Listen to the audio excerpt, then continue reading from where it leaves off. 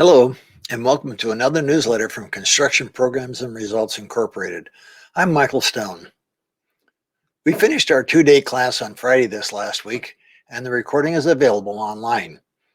If you were not able to sit in on the class, you can go to our website at markupandprofit.com and sign up for the class there. We had a great class, and those who attended provided valuable insight and a lot of good questions. Are you having trouble finding good help? We've partnered with a company who will recruit and screen potential production and office employees specifically for the construction industry. We'll post a link below. It's almost the end of the year, and we're busy making plans for 2021. This will be our last newsletter for 2022, and I want to share a few of end-of-year thoughts. It's been a tough year for almost everyone. Only God knows what 2021 will bring, and that's good. If we'd known what 2020 would be like, we'd have just given up. Every year has its blessing and its challenges. Hopefully, you will spend time reviewing what happened in your business this year and planning for next year. If you haven't, now's the time to get started. We have papers available to help you get started. We also offer a 3-hour online class. As you're making your plans for 2021, I want to once again encourage you to include an operating capital reserve account in your budget. 2020 taught us that we can't control everything. If you thought you were the captain of your ship, you learned otherwise. When many businesses, including those in construction, were ordered to stop operating last March, it put a lot of business owners in a tough spot. With an operating capital reserve account, it's easier not to be distracted by financial crisis. I'd like to share a few notes we received last spring.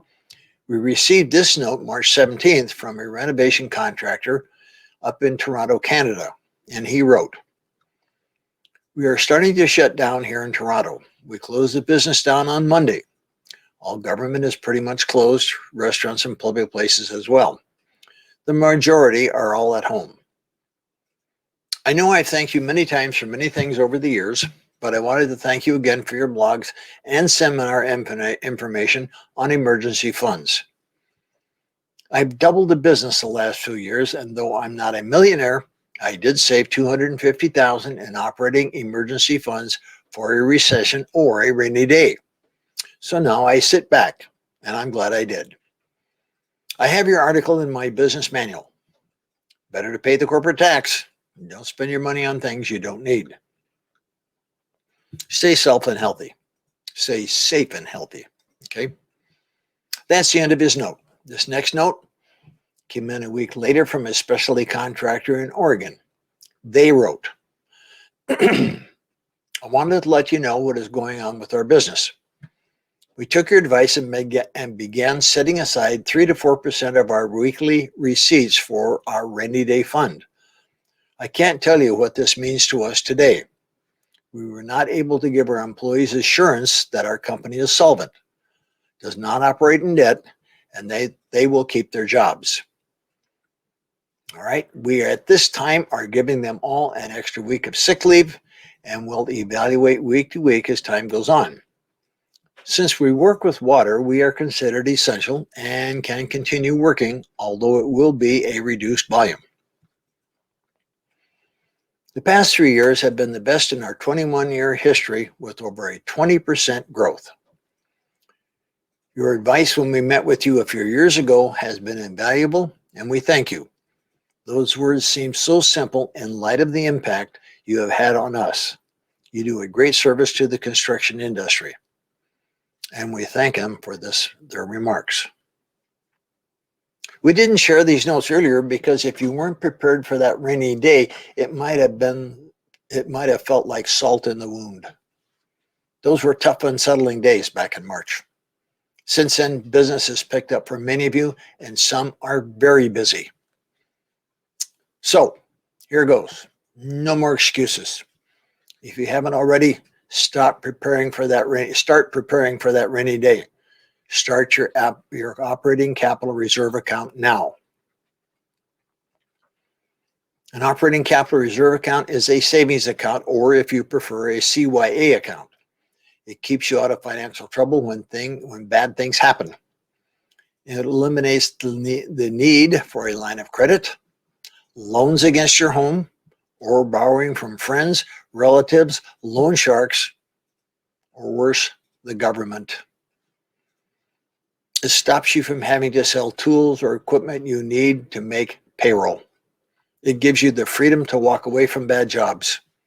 Most importantly, it keeps your family free from financial worries and helps you sleep better, especially during the holiday season.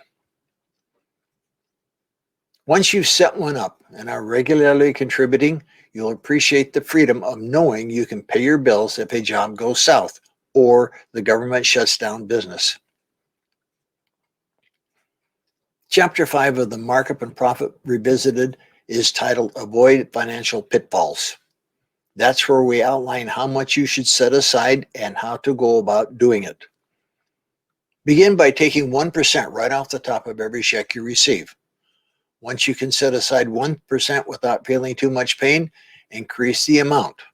Make it 1.5%, then 2%, all the way up to 4% of every check.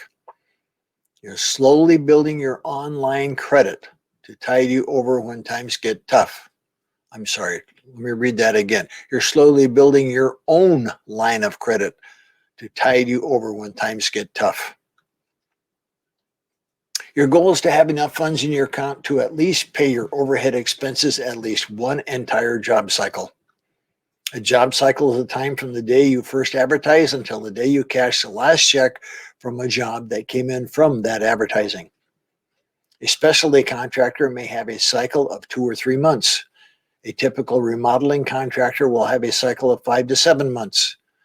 A new home building contractor will have a cycle of 9 to 12 months or even longer.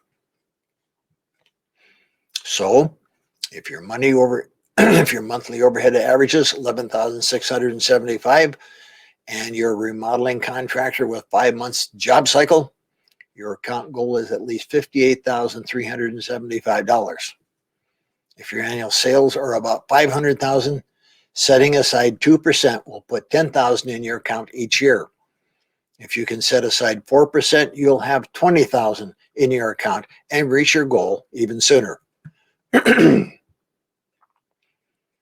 Setting up and maintaining an operating capital reserve account requires discipline. You'll be tempted to spend the money on equipment you don't really need or on a vacation that will be soon forgotten. You'll probably have to pay taxes on the funds of the year that they're first set aside, and that's part of the cost of doing business. After the taxes are paid, the funds are yours to use if and when you need them. We contacted both contractors recently, and they are busy and thriving. One is getting ready to expand their business and can do so without borrowing funds and going in debt because of their reserve account. One step in the year-end planning process is to review and recalculate your markup.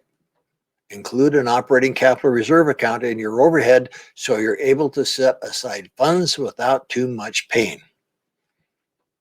Using the correct markup allows you to calculate the right sales price for your work. The right sales price is a price that covers your job costs, your overhead expenses, including a reserve fund, and allows you to set aside a reasonable profit. Take the time over the holidays to work on and improve your sales game. Read or reread Profitable Sales, a Contractor's Guide. It's also available on audio if you spend time driving. Remember, nothing happens in this business until someone sells something at a profit. Let's go make it happen. Thanks again for sitting in on this newsletter, and may the profits be with you.